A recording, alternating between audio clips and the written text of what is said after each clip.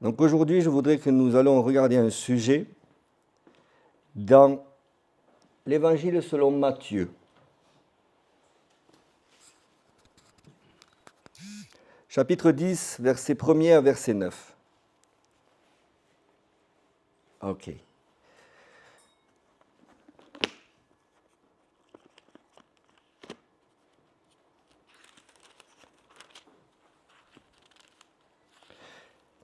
Je lis la parole de Dieu. Merci Seigneur pour ta parole. Alléluia. Puis, ayant appelé ses 12 disciples, il leur donna le pouvoir de chasser les esprits impurs et de guérir toute maladie et toute infirmité. Voici les noms des 12 apôtres. Le premier, Simon, appelé Pierre, et André, son frère, Jacques, fils de Zébédée, et Jean, son frère, Philippe et Barthélemy, Thomas et Matthieu, le publicain, Jacques, fils d'Alphée, et Thaddée, Simon, le Canaanite, et Judas l'Iscariote, celui qui livra Jésus. Tels sont les 12 que Jésus envoya après leur avoir donné les instructions suivantes. N'allez pas vers les païens et n'entrez pas dans les villes des Samaritains. Allez plutôt vers les brebis perdues de la maison d'Israël. Allez, prêchez et dites, le royaume des cieux est proche. Guérissez les malades, ressuscitez les morts, purifiez les lépreux, chassez les démons. Vous avez reçu gratuitement, donnez gratuitement. Ne prenez ni or, ni argent, ni monnaie dans vos ceintures. Allez, je continue. Ni sac pour le voyage, ni deux tuniques, ni souliers, ni bâton, car l'ouvrier mérite sa nourriture. Amen. Donc nous voyons dans ce court passage comment le Seigneur a choisi, on va dire, les prémices de l'Église. On nous donne les noms, c'est bon de les relire et de les reciter parce que peut-être qu'en fait, si on nous demandait de citer les 12 apôtres, il nous en manquerait au moins un. Bon, pas grave. Mais c'est intéressant. Et nous voyons qu'il leur donne dès lors des commandements. Il leur donne des directions, des directives. Il demande d'annoncer que le royaume des cieux est proche. Il leur demande prêchez. Il leur dit prêchez, guérissez, chassez les démons. Donc je veux qu'on aborde le thème de la guérison, du positionnement du disciple de Christ. Parce que, regardez au début, oui, ce n'est pas dans cet évangile, mais à un moment donné, il est évoqué les disciples et après il est parlé des apôtres. Donc nous savons les disciples, les élèves, les apôtres, les envoyés. Les envoyés, les missionnaires. Envoyés en mission. Et donc, regardons ce qu'aujourd'hui le Seigneur a fait de nous et ce qu'il nous demande de faire.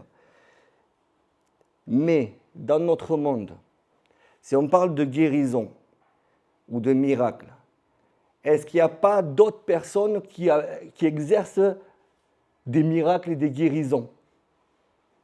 On connaît autour de nous tous des personnes qui sont des barreurs de feu, des magnétiseurs, des sorciers, des guérisseurs, on appelle ça aussi certains, on les appelle des guérisseurs. Alors comment on fait? Ça marche ou ça ne marche pas ce qu'ils font? Ça marche. Ça marche. Et à l'époque de Moïse, il n'y a pas eu un combat entre des serpents? Certains ont réussi à transformer des bâtons en serpents, Moïse aussi. Et dans l'Acte, il est parlé de la puissance, la grande. Donc ça veut bien dire que dans ce domaine de puissance, il y a la grande, il y a la véritable. Et Jésus a dit, celui qui n'est pas avec moi est contre moi. Et celui qui n'assemble pas avec moi disperse. Donc on comprend bien qu'il n'y a pas 3, 4 camps, 5, 6, il n'y en a que 2. Avec moi ou contre moi. Le vrai ou le faux. C'était l'enseignement de mardi. La vérité. Face à la vérité, il y a le mensonge. Il n'y a pas 10 000 camps en fait. Il y a la lumière, il y a les ténèbres. On voit toujours ce côté binaire ou cette dualité. Donc, il y a beaucoup de guérisseurs sur cette terre. Et quand vous dites que Jésus guérit, ils vont vous dire, mais moi aussi, ma grand-mère, elle guérit, elle m'a passé le don, il y a ci, il y a ça. Et alors, qu'est-ce que vous pensez face à ces réponses? C'est déstabilisant. C'est vraiment déstabilisant. Parce que tu te dis, ok, alors pourquoi lui, il accepterait ma proposition de prier pour lui au nom de Jésus, or que il a sa grand-mère qui fait quelque chose, son oncle qui fait quelque chose, son voisin il fait quelque chose, et honte à moi, j'en ai déjà bénéficié. Lors d'un coup de soleil, un jour, ah, mais la voisine, ah bon, mais viens, je t'enlève le feu.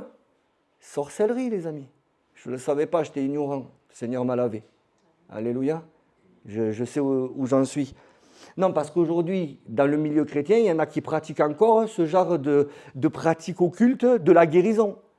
Comme si le Seigneur n'avait pas accompli quelque chose de suffisant et suffisamment grand.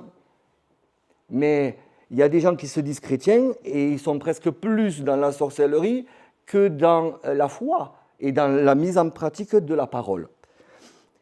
Et regardons quand même que, même dans le milieu médical, ou dans ce qu'on appelle la tradition médicale, Ambroise Paré, cet homme avait déclaré « Le médecin soigne, mais c'est Dieu qui guérit ».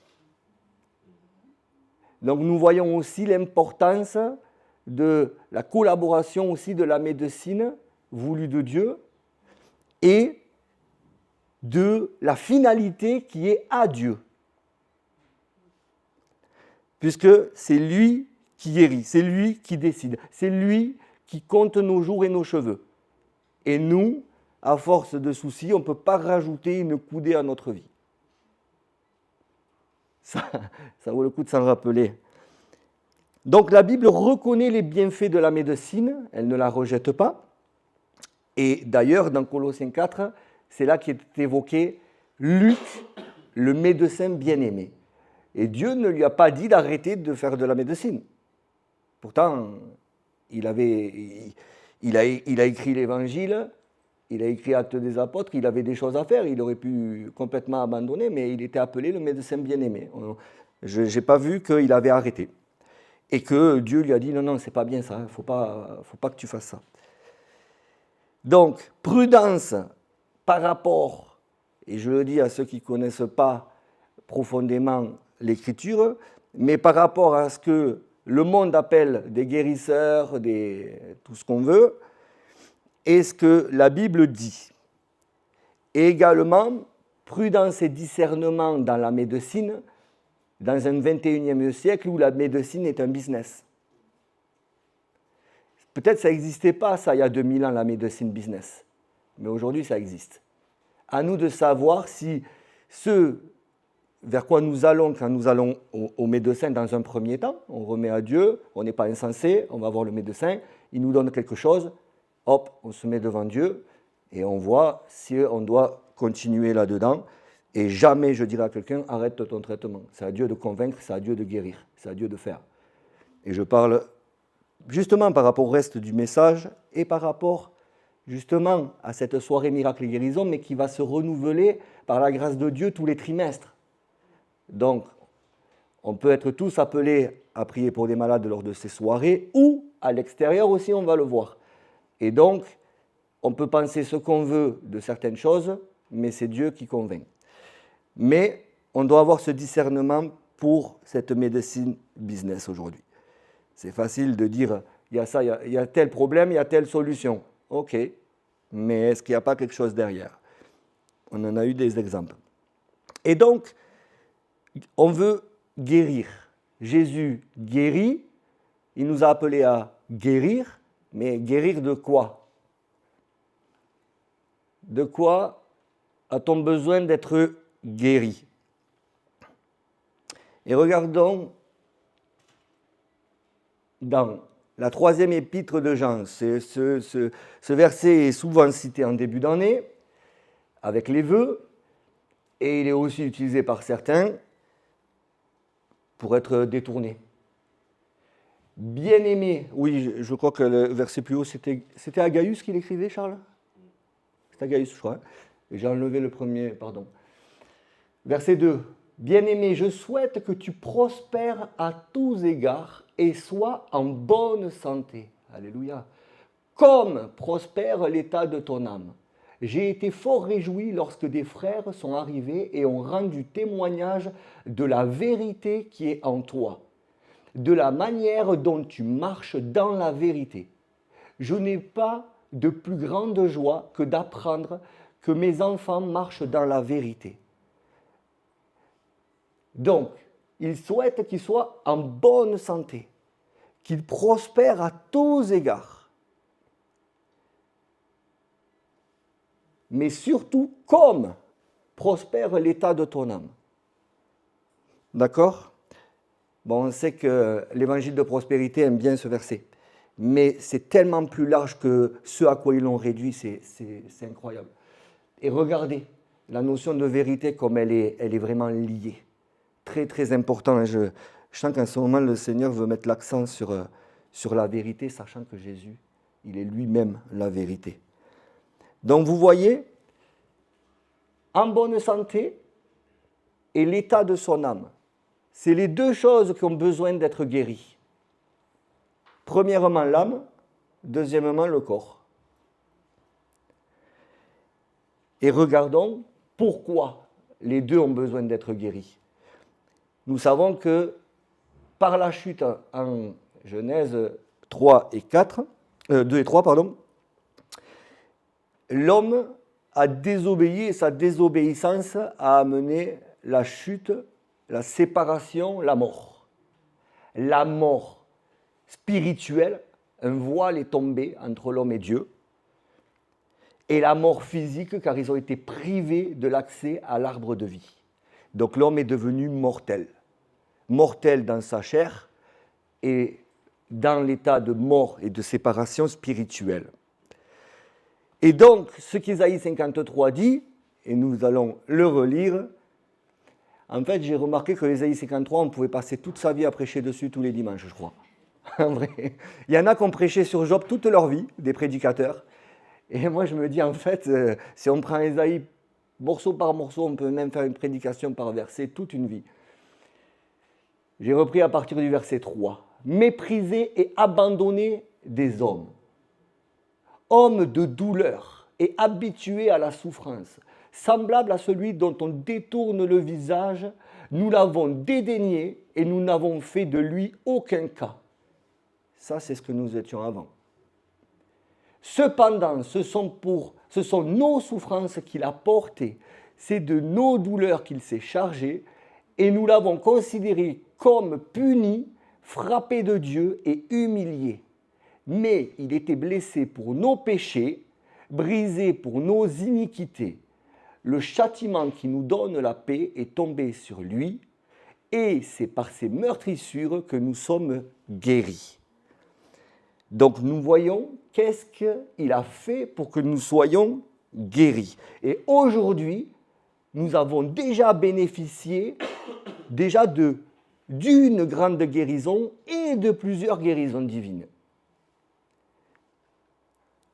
Aujourd'hui, pour moi, la première des guérisons qui est là-dedans, guéri, c'est Rapha, c'est sauvé. Premièrement, guérison de la mort, guérison de la séparation éternelle. En premier, il guérit notre âme. Par la réconciliation, il y a guérison. Parce que quand il y a dispute, il y a douleur. Quand il y a séparation, quand on se sépare, c'est douloureux. Mais par la guérison, il a tout accompli pour qu'il y ait réconciliation et guérison et salut. On pourrait même écrire en bas, c'est par ces meurtrissures que nous sommes sauvés. C'est vrai. Nous croyons que c'est parce qu'il a souffert à la croix que nous sommes sauvés. Il a pris la justice de Dieu sur lui. La justice est tombée sur lui. Donc, premièrement, il veut guérir nos âmes. Mais il est quand même évoqué nos maladies. Cependant, c'est nos souffrances qu'il a apportées, c'est de nos douleurs. Alors, le mot douleur et le mot maladie, c'est le même mot en hébreu. Donc, il veut nous guérir de nos maladies ou de nos douleurs. Il le veut. Il le veut. Et comme tout à l'heure, dans l'Épître de Jean, il est dit « Je souhaite que ton âme prospère à tous égards, que tu sois en bonne santé. » Et c'est vrai que la volonté de Dieu, c'est que nous soyons en bonne santé. Mais vous allez me dire « Mais oui, mais il y a toutes ces maladies aujourd'hui sur la terre. Il y en a des petites, il y en a des plus grosses. Et tous on est touchés, plus ou moins. » Donc tu vas me dire « Mais alors, la volonté de Dieu dans tout ça ?» Mais n'oublions pas que même si Jésus a tout accompli, nous sommes sauvés par la foi en espérance, mais nous sommes encore dans la vieille tente qui est corruptible et qui a été gâtée par la désobéissance de l'homme. Donc c'est par la désobéissance que la corruption est venue dans ce corps. Et jusqu'à la résurrection, il sera encore dans cet état corruptible. Voilà. Tous sont morts. Il n'y a que Jésus qui est ressuscité car il est l'alpha et l'oméga, il est le premier. Et lui, il est ressuscité, il est glorieux.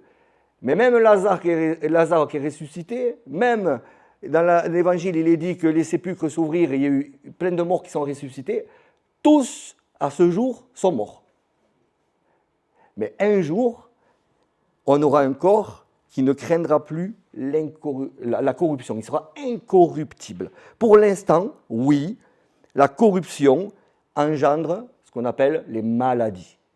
C'est comme ça, et ça ne sert à rien de jeter la pierre sur Dieu, ça fait partie de notre corps. Donc, issu du fruit du péché. Seulement, quand même, nous avons tous déjà goûté à des guérisons. Plus petites, presque imperceptibles, où on n'a même pas reconnu que Dieu avait agi, et des plus grandes, ça se voit plus, et gloire à Dieu. Il met sa main, et je le dis, à travers la médecine, mais aussi, des fois, il le fait de sa souveraineté, de sa puissance, de son autorité. Il peut exercer des guérisons sans que la médecine s'immisce dans le processus. Et ça peut être des guérisons et des miracles. Et des fois, ça vient plus rapidement, et des fois, ça vient moins rapidement. Et c'est difficile de se voir guéri quand on ne voit rien qui agit. C'est difficile de dire « Seigneur, on a prié, je sais que tu vas le faire, et je te dis déjà merci. » C'est pas évident. Franchement, c'est pas évident. Mais est-ce qu'il y a des choses qui peuvent retenir d'être guéri? Parce que les maladies, j'ai dit corruption de la chair, mais ça peut être également des attaques spirituelles, bien sûr. Mais ça peut être aussi de l'iniquité qui reste présente, qui est pratiquée. J'ai toujours été interpellé par Jacques 5,16. Car la prière fervente du juste a une grande efficacité. Mais j'ai toujours aimé le passage en entier. Et on aime citer 5,16, mais on ne cite pas le passage. On peut le découper en prenant de 13 du coup à 16. On cite la fin. Mais si on prend complètement le verset qu'on aime et qu'on le met dans le contexte, regardez. Quelqu'un parmi vous est-il dans la souffrance? Qu'il prie. Quelqu'un est-il dans la joie? Qu'il chante des cantiques. Quelqu'un parmi vous est-il malade? Qu'il appelle les anciens de l'Église et que les anciens prient pour lui en loignant d'huile au nom du Seigneur. La prière de la foi sauvera le malade et le Seigneur le relèvera. Et s'il a commis des péchés, il lui sera pardonné. Confessez donc vos péchés les uns aux autres et priez les uns pour les autres afin que vous soyez guéris. la prière fervente du juste a une grande efficace. Amen. Donc, ce qui reste des fois caché un petit peu dans le coin de notre poche, coude, tête, cœur, ça bloque la réception de la guérison. Mais je le crois que si on met en pratique ça, alors on va en voir beaucoup plus. Ça s'appelle l'humilité. Confesser nos péchés les uns aux autres. Un jour, on pourrait peut-être essayer de faire une réunion comme ça. Vous allez voir la puissance qu'il va y avoir. Waouh! Mais ça bloque. Ça bloque. Mais j'aime bien ce procédé et cette lumière qui nous est donnée. Dans 1 Corinthiens 11, pareil, on connaît bien ce passage au moment de la Sainte Seine. Mais regardez dans l'intégralité ce qu'il dit. Et on aime bien le premier morceau. C'est pourquoi celui qui mangera le pain ou boira la coupe du Seigneur indignement sera coupable. Donc, je n'ai pas lu le premier, c'est dit vous prenez le pain en mémoire de moi. Mais à partir, et ça a fini au 26, au 27, c'est pourquoi, pardon. Celui qui mangera le pain ou boira la coupe du Seigneur indignement sera coupable envers le corps et le sang du Seigneur. Que chacun donc s'éprouve soi-même et qu'ainsi il mange du pain et boive de la coupe. Car celui qui mange et boit sans discerner le corps du Christ, mange et boit un jugement contre lui-même. C'est pour cela qu'il y a parmi vous beaucoup d'infirmes et de malades et qu'un grand nombre sont morts. Si nous nous jugeons nous-mêmes, nous ne serions pas condamnés. Mais quand nous sommes jugés, nous sommes châtiés par le Seigneur afin que nous ne soyons pas condamnés avec le monde. Alors là, il y a beaucoup le mot juger, j'avais déjà fait une étude sur cela, mais regardons bien, il est parlé de discernement, il est parlé à la fin de condamner avec le monde, c'est ce que le Seigneur ne veut pas et c'est pour ça qu'il nous reprend. Le Père reprend et châtie ceux qu'il aime, amen. Reprendre et châtier, corriger, si on n'aime pas le mot châtier dans ce 21e siècle, mais il nous corrige, il nous reprend, il nous montre, afin que nous puissions être là-dedans. Est-ce qu'il y a des personnes qui prennent la coupe, le pain et la coupe de façon indigne? Mais bien sûr. Alors là, dans le contexte, bien sûr, on est à Corinthe, il se passait des choses dans l'église, mais aujourd'hui, il ne se passe rien dans l'église? Gloire à Dieu, ici, il ne se passe rien. Mais ça, je l'ai vu, mais même je le voyais, le Seigneur me montrait. Il me disait, regarde, c'est indigne ce qu'ils font. Et du coup, je me disais, moi, ça va? Il est dit, hop, parmi vous, c'est où? De s'éprouver soi-même, voilà. Que chacun donc s'éprouve soi-même. Bon, gloire à Dieu, on le fait régulièrement. Le Saint-Esprit est là pour ça. Donc, voilà ce que ça peut amener de prendre le pain et le vin de façon indigne. Donc, des fois, après, avec Dieu, c'est facile. J'ai quelque chose dans mon cœur contre quelqu'un, contre Dieu, contre quelque chose, une situation. Je lui remets de tout mon cœur. Je crois qu'il peut tout faire. Je crois que déjà, il m'a lavé de tout ce que j'ai fait. Et voilà, je suis digne parce que le sang de Jésus-Christ purifie de tout péché. Et je peux participer à la scène, au corps, à ce repas de fête, sans problème. Mais si je garde et que je dis, mais non, j'ai raison, nanani, nanana, aïe, aïe, aïe, aïe, aïe, aïe, est-ce que je ne suis pas en train déjà de marcher dans l'iniquité? Et Paul dit que ça entraîne des conséquences.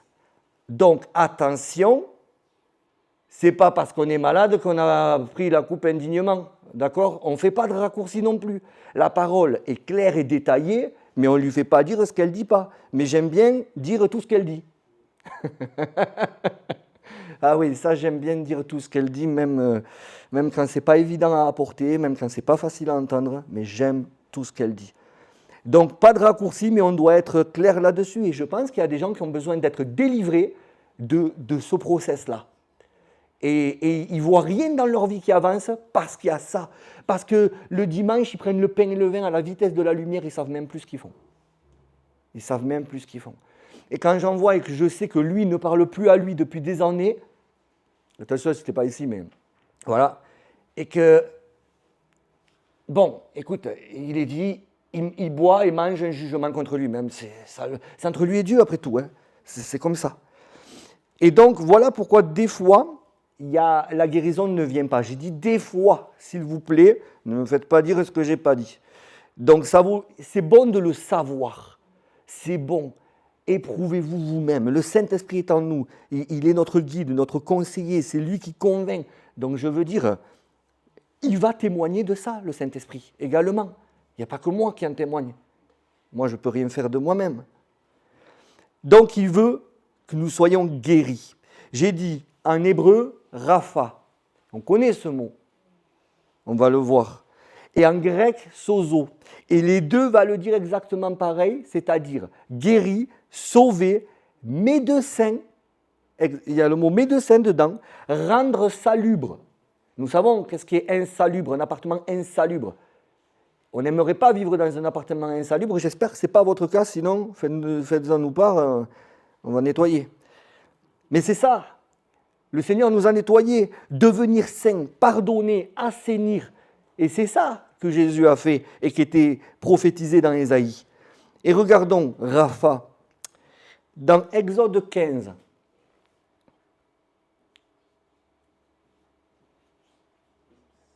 peut-être je l'avais mis, je ne sais plus.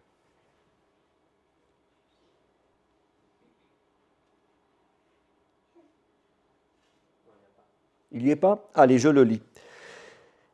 Dans le livre de l'Exode, au chapitre 15, verset 26, il dit « Si tu écoutes attentivement la voix de l'Éternel ton Dieu, si tu fais ce qui est droit à ses yeux, si tu prêtes l'oreille à ses commandements, et si tu observes toutes ses lois, je ne te frapperai d'aucune des maladies dont j'ai frappé les Égyptiens, car je suis l'Éternel qui te guérit.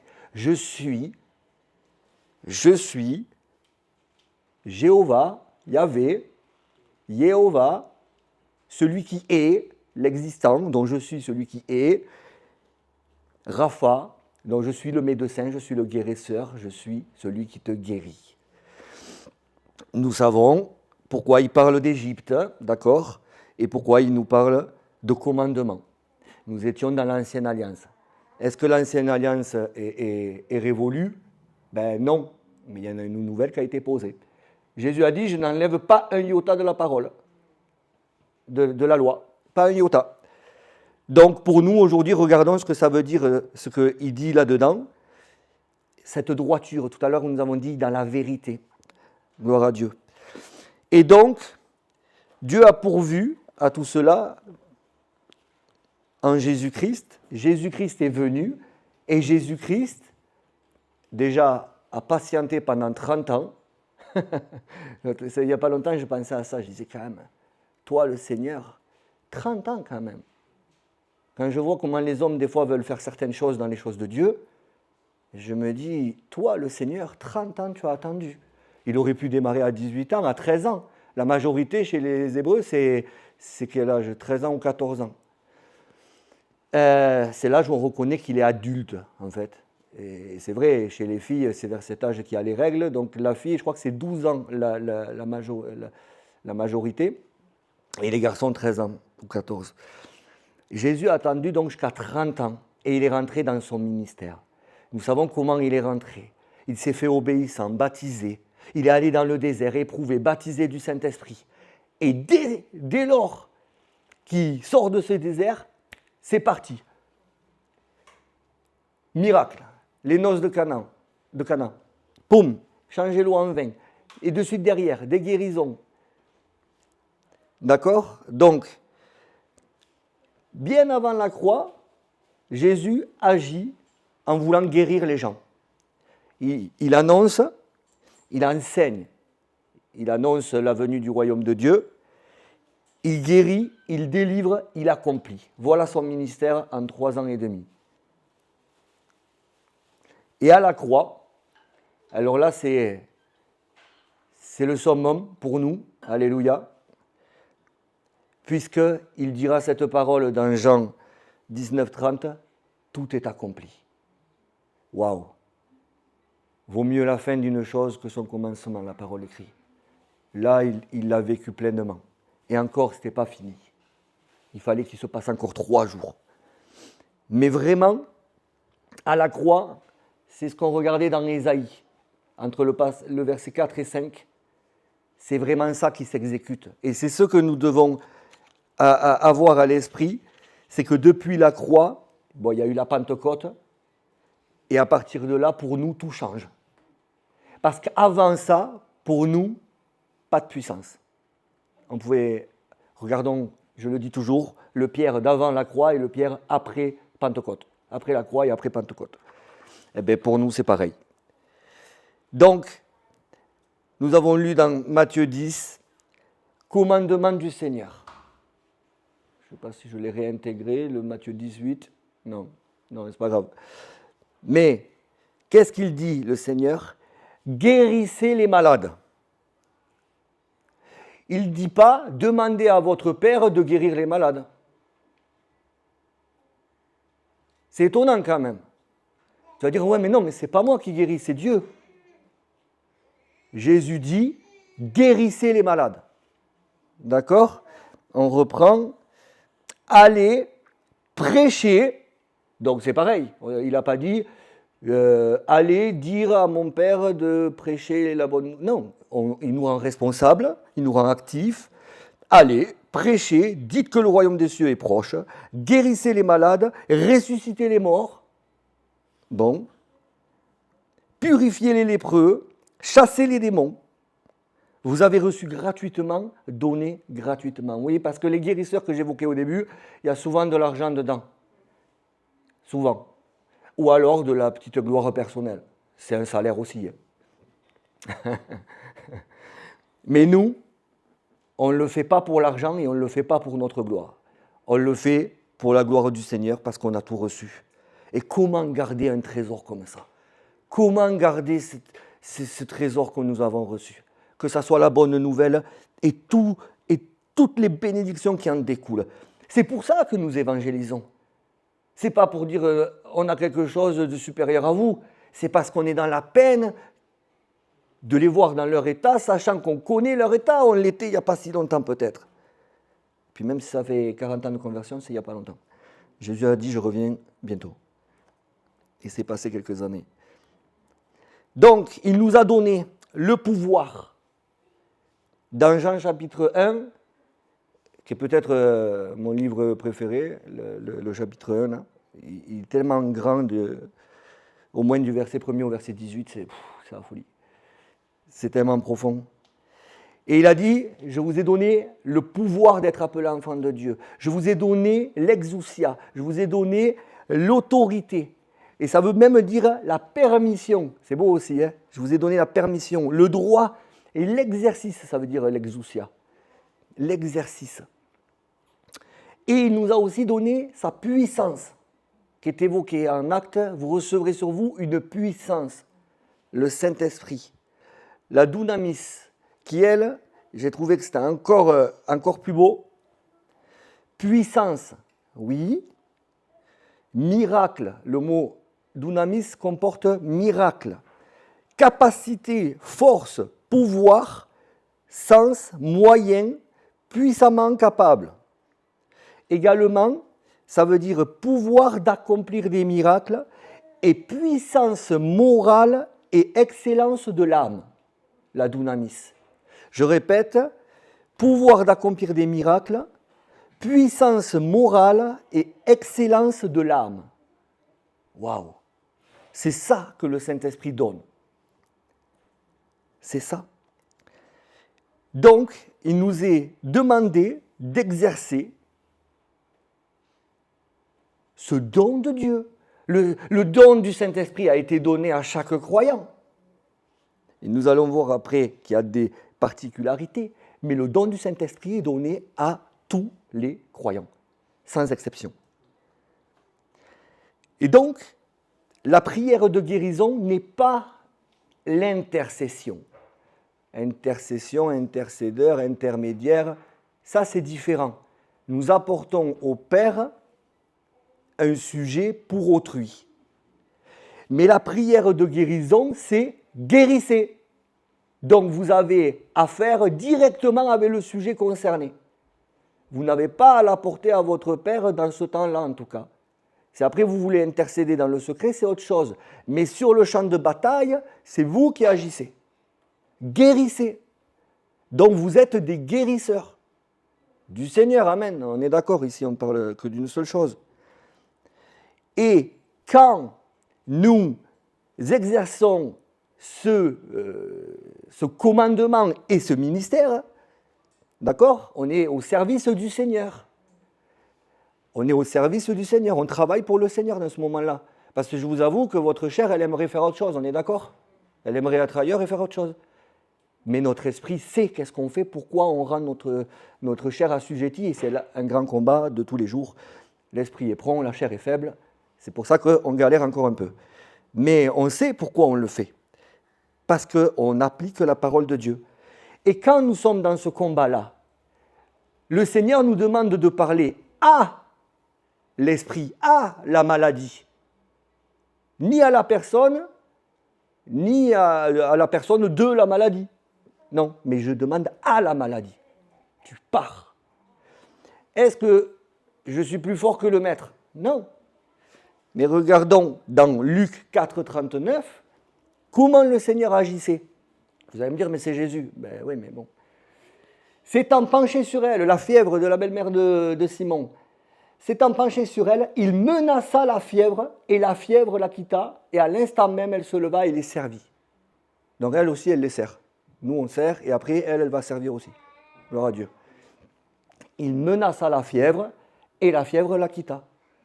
C'est la Bible, hein, c'est pas moi qui ai écrit. Donc, il parle à la fièvre, il lui dit, enfin, c'est pas détaillé, mais il menaça la fièvre. Ou il ordonna à la fièvre. C'est pareil. Vous voyez l'approche qu'il a, le Seigneur? Mais parce que le Seigneur, bon, il est rempli de foi et du Saint-Esprit. Mais ça, c'est pour nous aussi. Dans Marc 4, 39, que fait le Seigneur? S'étant réveillé, vous vous rappelez, dans la barque, il dormait, il paniquait, normal, on aurait fait pareil. S'étant réveillé, il menaça le vent et dit à la mer, « Silence, tais-toi !» Et le vent cessa. Et il y eut un grand calme. Oui, un grand calme après qu'on ordonne à ces choses de partir. Il y a un grand calme quand c'est accompli. Et également aux démons, on revient dans Luc 4, au verset 41. Voilà, il guérit. Des démons aussi sortirent de beaucoup de personnes en criant et en disant « Tu es le Fils de Dieu !» Mais il les menaçait et ne leur permettait pas de parler parce qu'ils savaient qu'il était le Christ. Vous voyez? Pareil, les démons, il n'y a pas grand-chose à dire. C'est comme tout à l'heure, silence, tais-toi, sors. Il y a 3 choses à dire aux démons, c'est tout. Il n'y a pas à rentrer en conversation. D'accord? Parce qu'ils vont vous balader. Ben ouais, ils sont malins. Donc, regardons même, Pierre a exécuté cela. J'appelle ça le rhéma de Pierre, quand il dit au boiteux, je n'ai ni or ni argent. Vous voyez tout à l'heure à la fin du passage, au verset 10, ne prenez ni or ni argent, ni monnaie dans vos ceintures. Et Paul dit, je n'ai ni or ni argent, mais ce que j'ai, je vais te le donner. Au nom de Jésus, lève-toi. Rhéma, pouf. Lui qui était boiteux de naissance, hop, il est debout. Juste avant, il est dit, Pierre et Jean remplis du Saint-Esprit. Remplis du Saint-Esprit. Donc je répète, c'est pour tous. Ce que je viens d'évoquer est pour tous. Bon. Vous allez me dire, oui, mais c'est un don qui est donné à quelques-uns. Et même certains vous diront, non, c'est, comment on dit, des dispensations. Ça se faisait en un temps, ça ne se fait plus aujourd'hui. Le Seigneur est le même hier, aujourd'hui, éternellement. Ce qu'il a dit hier pour nos frères est valable aujourd'hui pour nous. Donc, c'est valable pour tous. Oui, il y a un don particulier de miracle, un don de guérison particulier dans les dons du Saint-Esprit pour un service particulier. Il y a des personnes où ça va être vraiment leur ministère. Et c'est ce que fait AIMG avec qui nous nous sommes joints, avec qui nous collaborons. ils ont un service, un ministère de guérison et de miracles. Mais tout chrétien est appelé à guérir les malades. Donc, il doit savoir comment prier en ordonnant à la maladie de partir. Vous allez me dire, mais c'est Dieu qui le fait. Oui, mais n'êtes-vous pas le corps de Christ sur la terre? Et Jésus veut le faire à travers chacun de nous. Il peut le faire de façon individuelle. Tu es sur ton lieu de travail, quelqu'un te dit qu'il a mal quelque part ou qu'il a un problème, une maladie, et tu peux prier pour lui. Mais la vérité, c'est que, encore une fois, si on n'est pas rempli du Saint-Esprit, il y a tout qui va faire pour qu'on ne le fasse pas. Ça sera peut-être même, on l'a eu fait, on ne l'a plus fait. Je sais de quoi je parle. On l'a eu fait, on a eu vu, mais le temps, le diable, il est patient. Et petit à petit, il va nous montrer les fois où ça n'a pas marché, comme on voulait, je le précise. Après tout, c'est Dieu qui fait. Dans tout ça, il y a la souveraineté de Dieu. C'est selon la volonté de Dieu. Mais nous, on fait ce qu'il dit. Et Dieu, derrière, il exécute sa puissance avec ses propres critères, sa volonté. Mais oui, il y a un don particulier, mais guérir les malades fait partie de ce que le Seigneur vous a donné à chacun, le Saint-Esprit, la puissance, le pouvoir, l'autorité. C'est comme quand dans notre vie, on se fait un petit peu harceler par des pensées qui viennent de l'ennemi. Le Seigneur t'apprend, exerce tes mains au combat et il t'a équipé pour que tu puisses les mettre dehors. La parole dit, je vous ai donné la puissance de marcher sur les scorpions et les serpents. Donc à un moment donné, ce n'est pas ton pasteur qui va s'occuper de ça. Et à un moment donné, oui, ton pasteur va t'apprendre à le faire et après, c'est toi qui fais. Un maître d'apprentissage, il dit, je te montre, maintenant tu le fais. Mais si toute la vie on reste sans le faire, et toute la vie on dit « Ah mais il va me le faire, il va me le faire, il va me le faire ». Ça, après, pourquoi il ne se passe rien? Des fois, c'est ça aussi qui se passe. Donc, n'oublions pas que la guérison faisait partie intégrante du ministère terrestre de Jésus, c'est-à-dire que dans l'annonce de la bonne nouvelle, tout ce qu'il accomplissait, il est dit qu'il n'y a pas assez de livres, et les livres, la terre ne pourrait les contenir pour écrire tout ce qu'il a fait. Ce qui est écrit, c'est rien. Ça devait être tous les jours, tout le temps, partout, j'ai l'impression. Donc, il y a... Et je répète, il a dit que nous ferons les mêmes choses que lui et des plus grandes. Je le cite souvent. Pour qu'on se dise, ouais, mais lui c'était Jésus, nous c'est pas pareil. Non, c'est pas vrai. Il nous a dit, vous ferez les mêmes choses. Même si l'élève ne peut dépasser le maître, mais sans le dépasser, si tu arrives au même niveau, tu ne l'as pas dépassé.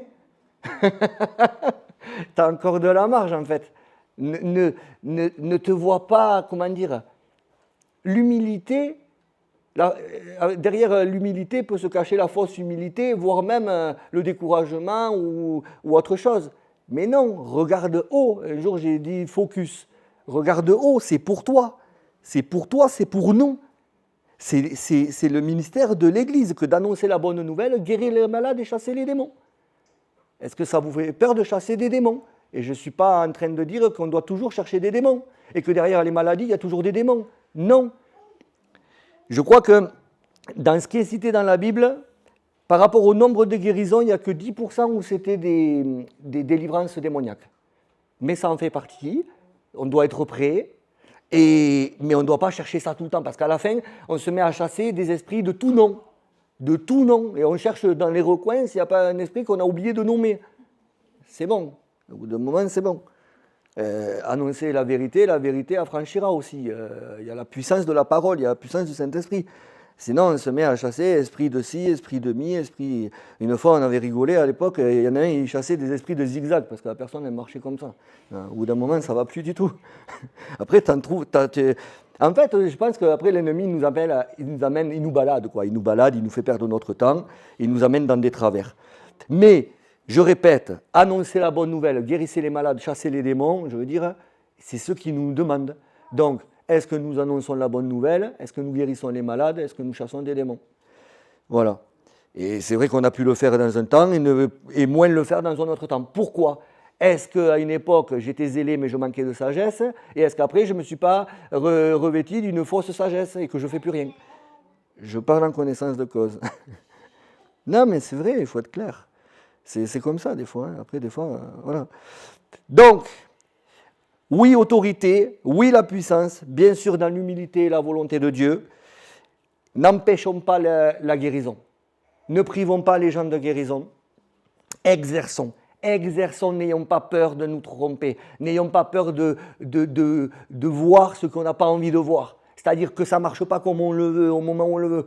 Mais je vous assure que vous en verrez plus de fois où la gloire va se manifester dans la foi que les fois où ça ne sera pas comme vous voulez. Il y aura toujours un quelque chose. Là où Jésus est, il se passe quelque chose. Si vous priez revêtu du Christ, c'est ça au nom de Jésus. Il va se passer quelque chose. Il va se passer quelque chose. Il y aura déjà un commencement de guérison sous vos yeux. Un commencement. Peut-être il y aura la totalité. Il y aura le miracle. Mais il va se passer quelque chose. Et je peux dire, disons merci, comme je disais tout à l'heure. Disons merci quand nous proclamons, quand nous demandons pour nous-mêmes. Des fois, on demande une guérison pour nous-mêmes, elle ne vient pas. Un frère, tu parles de ton problème à un frère, il prie pour toi, le lendemain, c'est fini. Parce qu'on est un corps, alléluia. Et que ça va nous demander de nous rabaisser, d'aller y demander. Ah, je rencontre ça, tac, tac, paf. Et là, ça fonctionne. Là, ça fonctionne. Donc, merci pour ce qu'il a déjà fait. Et merci pour ce qu'il a commencé. Pour ce qu'il a commencé. Peut-être que parmi nous, il y a quelqu'un qui attend une guérison, mais je veux lui dire, elle a commencé. Mais comme tu n'es pas en mesure d'en évaluer l'aboutissement, le cheminement, tu te dis, j'ai rien. Mais elle a peut-être déjà commencé. N'oublions pas même que le Seigneur, à un moment donné, il prie à 3 reprises pour une maladie, pour une infirmité. Donc, le Seigneur lui-même, à un moment donné, guidé par l'Esprit, tac, Et en fait, il amène le malade dans un processus de foi également. N'oublions pas que ça se passe par la foi, dans l'amour, la compassion. C'est-à-dire que je dois prier en me mettant à la place d'eux. Je prends part à la souffrance du malade. Des fois, ce n'est pas évident d'avoir de la compassion. Des fois, on est extérieur à la chose. On n'arrive pas à rentrer avec lui. Pourtant, la parole dit qu'un membre souffre, c'est tout le corps qui souffre. Et des fois, ça ne se produit pas exactement. Seigneur, rends-moi sensible, donne-moi les mêmes sentiments qui étaient en toi. Parce que si j'ai la compassion, ma prière devient la prière fervente du juste.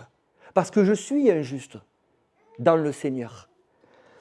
La douceur, ce n'est pas à force de cris que ça se passe. L'autorité, ce n'est pas les cris. La puissance, ce n'est pas les cris. Et le témoignage. Témoignons de ce que le Seigneur a fait pour nous. C'est pareil. Quand je témoigne de ce que le Seigneur a fait, grandes choses, plus petites, je témoigne, je suscite la foi chez l'autre. Donc c'est important. Vous savez l'histoire de cet abcès, 4e reprise, antibiotique. Je ne voulais plus d'antibio parce que dans l'antibio, il y a antivie. Je n'avais plus envie d'antibiotiques. Je vais à la soirée pour 2 prières pour miracle et guérison pour préparer les moments. Hop, je demande, je dis à quelqu'un que j'ai un problème, que demain j'ai un rendez-vous. Non, je n'allais pas dire que j'avais un problème. J'ai dit demain soir, je ne sais pas si je serai là, j'ai un rendez-vous médical la journée. Ah bon, qu'est-ce que tu as? Boum, boum, boum, on prie. Sans antibio, c'est parti. Or que les 3 fois d'avant, j'ai pris 2 semaines d'antibiotiques. Et que sans antibiotiques, ça ne partait pas. Et que ça revenait de plus en plus rapproché. Et tout est parti. Des fois, il a fallu que je m'accroche à dire « je suis guéri ». Parce que je chantais des petits guili-guili dedans. Et je disais « ça revient, ça revient ». Et même encore aujourd'hui, quand je marche, je sens des trucs bizarres. Mais moi, j'en sais rien ce que Dieu est en train de faire. Il est en train de peut-être me refaire toutes mes chairs. Et c'est pour ça les petits guili-guili. Mais le Seigneur agit. Et donc, nous devons témoigner. Il a dit, vous serez mes témoins. Témoins de quoi? De l'évangile, témoins d'une vie nouvelle, témoins de la manifestation de puissance qu'il veut faire sur nous, en nous, à travers nous. Gloire à Dieu, prions. Alléluia Seigneur. Nous te louons pour ce message que tu as mis dans mon cœur et nous le voyons aujourd'hui. Combien ont besoin de guérison? Combien ont besoin de guérison de l'âme? Seigneur, rends-nous zélés pour l'annonce de la bonne nouvelle. Combien ont besoin de guérison dans leur chair, de délivrance. Seigneur, c'est vrai. Délivrance peut-être sur des addictions, délivrance de pensée.